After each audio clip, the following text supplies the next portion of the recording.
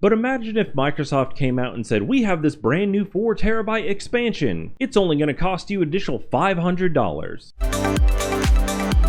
I was reading over some comments of why Microsoft doesn't offer more expansion on their expansion cards. Like, why don't they offer a 4 terabyte or an 8 terabyte? I think the biggest that I've seen is 16 terabytes of expansion on an exterior drive, which of course will not run your optimized for Series S and X games. So it kind of got me thinking of, well, yeah, why doesn't Microsoft offer that? So I did a little digging and let's find out why they actually don't. So the largest plug and play expansion that you can get right now is the Seagate, which everybody's familiar with, and this will go all the way up to 2 terabytes. And it's going to run you about $300 after tax. Now, when newer games are taking up at least 125 gigs, before any expansions or DLCs, 2 terabytes is going to give you about 20 newer games, which really isn't that much with all the stuff that's coming out in the future. So if you didn't know, you're not limited to only the Seagate or the Western Digital options for Xbox here. You can actually buy an adapter like this one right here. It will run you about $30 and you have to put in your own hard drive. But like everything else, there's a kicker to this. So this is going to take a very specific type of hard drive. You need a CHSN530 solid state, obviously, to make this thing work. So you're probably thinking, well, no problem. I'll just go find one of those in a 4 or 8 terabyte size. We typed in this model number that this adapter requires. We typed in 4 terabytes. And as we look down, these actually don't seem to exist. You've got a 1 terabyte right here. You've got a 1 terabyte right here, 256. And you might think, I've seen 4 terabyte hard drive solid state drives. And I've seen them too, but here's the problem with it. So we are looking at Best Buy right here. You can get the Western Digital Black SN850X in 4 terabytes. You can get the Seagate Fire CUDA 4 terabyte internal solid state drive. But those are not going to work with an adapter like this because the form factor is incorrect. And it even says right here, please use the NVMe 2030 SSD CHSN530. So you have to have a smaller drive. And what I've come to learn right now is that these don't actually exist in that form factor yet. And if we look back at this Western Digital Black, this is about $300. The Fire CUDA right here, which is also not the correct size, is going to run you about $400. So let's just assume for a second that that hard drive will work with these adapters, even though it's not the right form factor. If we split the difference, it's $350 for the drive and then another $30 for this adapter. So rough number after tax and shipping, you're probably looking at about $400. That's $100 a terabyte. So if we scroll down a little bit on this adapter, it actually gives more details, and your adapter is going to look more like this, where you're putting in the hard drive, it's going to plug into the back of your Xbox system, and it does say that it's just plug and play, so as long as you have the hard drive. But this right here, this looks super jank to me. Hey, if you guys like these videos and you find them helpful, consider hitting that little subscribe button down there. It really does help out the channel. And I don't feel like I would trust a $350 hard drive investment to an adapter that's sticking out all wonky in the back of my system. I would have very little confidence that this thing is actually going to work how it should. If you're familiar at all with the evolution of hard drives, the old school larger IDE mechanical drives were a lot cheaper once your cables were updated and the technology changed, and especially when solid state came around. A solid state takes up a lot less space and can deliver a better performance at about the same size. But just like we're looking at right now, when solid states first came out, they were prohibitively expensive. And I think that's actually what we're facing right now. It's not the fact that the solid state drive doesn't exist, it's the fact that you're taking it from this long at 4 terabytes and shrinking it into this long at 4 terabytes. And that is just going to take time for the technology to compact and catch up. So why doesn't Microsoft have like a 4 or an 8 terabyte expansion card that you can just plug and play? Do I believe that Microsoft has the technology to make that form factor right now? Yes, I do. Do I think it's prohibitively expensive? Yes, I do. Because whenever a company offers a new product that they know is going to have a high price tag to it, they have to factor in how many people are actually going to buy this thing. So the largest one you can get is the Seagate, like we talked about. It's $300 for 2 terabytes. So you guys know how much I love my calculator, so let's take this $300,